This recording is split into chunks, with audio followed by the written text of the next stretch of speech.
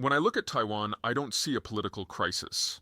I see a geographic impossibility trying to resolve itself. The Taiwan Strait isn't just water between two pieces of land, it's a 100-mile wide reality check that has shaped every conversation about Chinese power projection for the past 70 years. And right now, that reality check is about to come due. Everyone wants to frame this as a story about democracy versus authoritarianism, or about American hegemony versus Chinese rise. That's not wrong, but it misses the fundamental issue.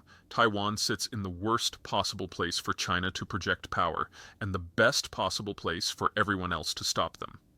Let me walk you through why geography has already decided this conflict's outcome, and why it's not going to be pretty for Beijing. The water problem. The Taiwan Strait averages about 100 miles across. That might not sound like much until you consider what it means for military logistics. Amphibious assault is the most complex military operation humans have ever devised, and it gets exponentially harder with distance.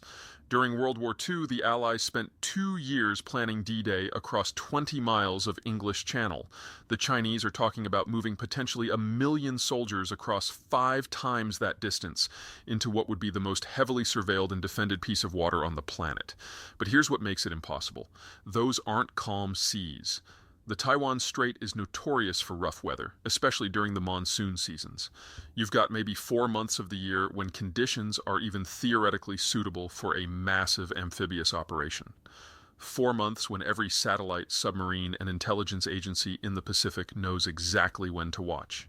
The Chinese understand this. That's why their military planning documents don't actually call for a traditional amphibious assault. Instead, they're banking on something they call civilian ship requisition, basically commandeering every fishing boat, ferry, and cargo vessel on their east coast and hoping for the best. This isn't a plan. It's a prayer with PowerPoint slides, the industrial hostage situation.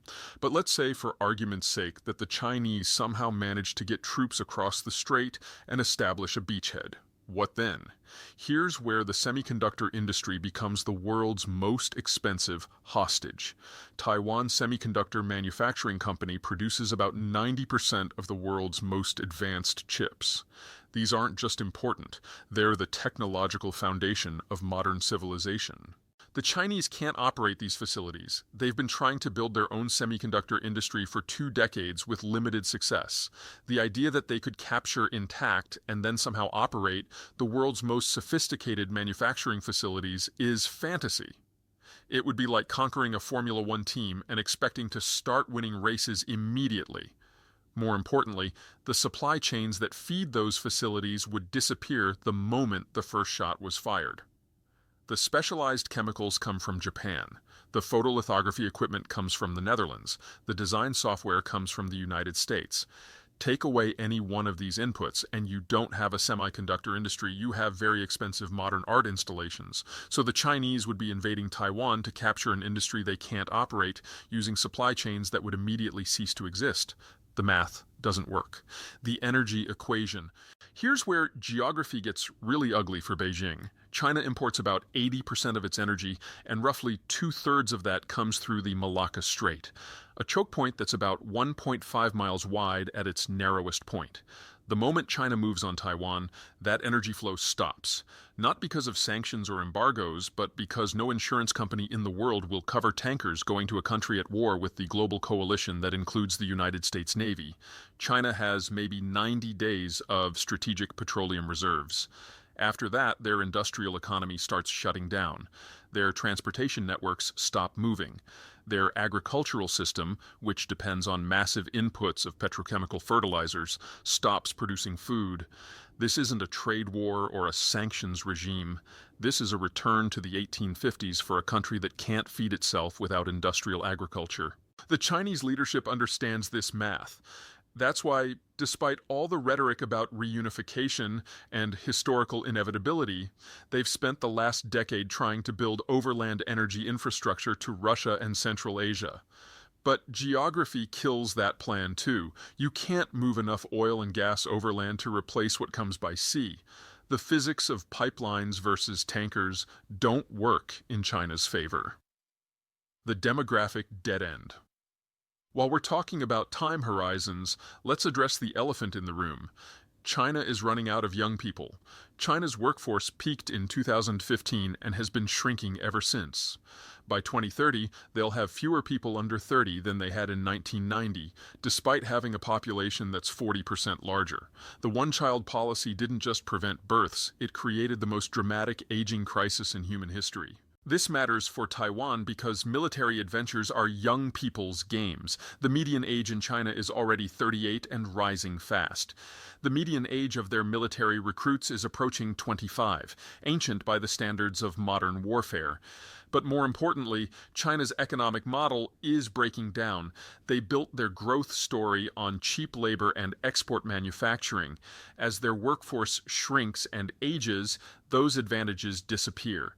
They're not smoothly transitioning to a consumption-based economy like Japan or South Korea did. They're hitting a demographic wall at highway speed. Taiwan represents their last chance to project power beyond their borders before demographic reality sets in. But demographic reality is also what makes that projection impossible. The alliance mathematics.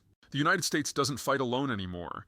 Taiwan sits at the center of an alliance structure that includes Japan, South Korea, Australia, the Philippines, and increasingly India. This isn't just about treaty obligations. It's about shared interests in keeping the world's most important shipping lanes open. If China moves on Taiwan, they're not just fighting the United States. They're fighting the entire coalition that depends on Pacific trade routes, and those trade routes carry about 60% of global maritime commerce. Japan, in particular, has no choice but to intervene. About 90% of Japan's energy imports pass through the waters around Taiwan. A Chinese blockade of Taiwan is effectively a blockade of Japan. The Japanese know this, which is why they've been quietly militarizing for the past decade despite their pacifist constitution. South Korea faces similar math. So does Australia. So does every country that depends on Pacific shipping. This isn't about democracy or authoritarianism. This is about the physical infrastructure of the global economy. China would be declaring war on the entire Pacific trading system. The American commitment. Both the Biden and Trump administrations have said the United States would intervene militarily if China attacks Taiwan. Beijing doesn't believe them. They think Americans lack the will for a serious fight in the Western Pacific. This is a fundamental misreading of American strategic thinking. Taiwan isn't important because it's democratic, though that helps politically. Taiwan is important because it sits at the center of the first island chain that contains Chinese naval power. If China controls Taiwan, they can project power into the Central Pacific. They can threaten shipping lanes from Singapore to San Francisco. They can turn the South China Sea into a Chinese lake and slowly strangle the economies of Japan, South Korea, and Southeast Asia. The United States didn't spend 7 decades building the Pacific Alliance system just to watch it collapse because Beijing got impatient. The geography is too important and the strategic implications too severe.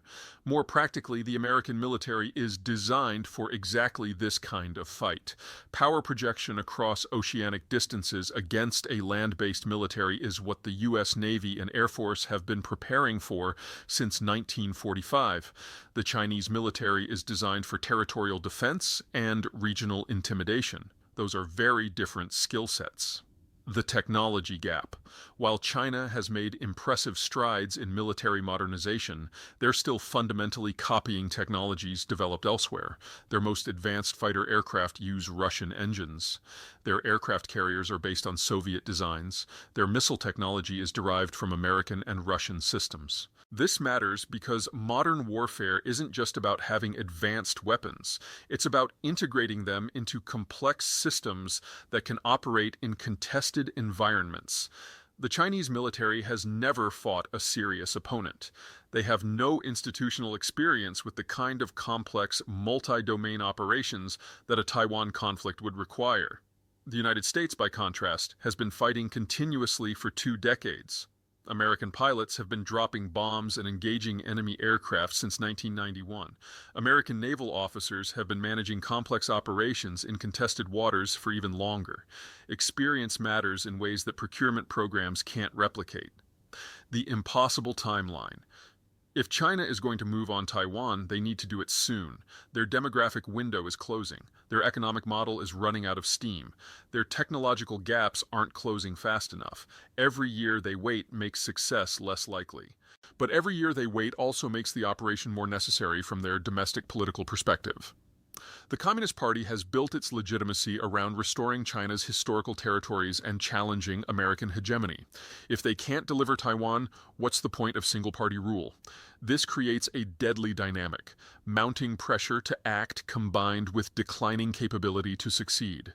That's not a recipe for rational decision-making. Xi Jinping has eliminated most of his potential rivals and surrounded himself with advisors who tell him what he wants to hear. That's a dangerous combination when facing a strategic problem with no good solutions. The economic reality. Let's talk numbers. China's economy depends on global trade. About 35% of their GDP comes from exports. Their industrial base requires imported raw materials, imported energy, and imported technology. A Taiwan conflict would end all of that overnight. Not gradually, not partially, completely. No country is going to maintain normal trade relations with a nation that's effectively declared war on the Pacific trading system.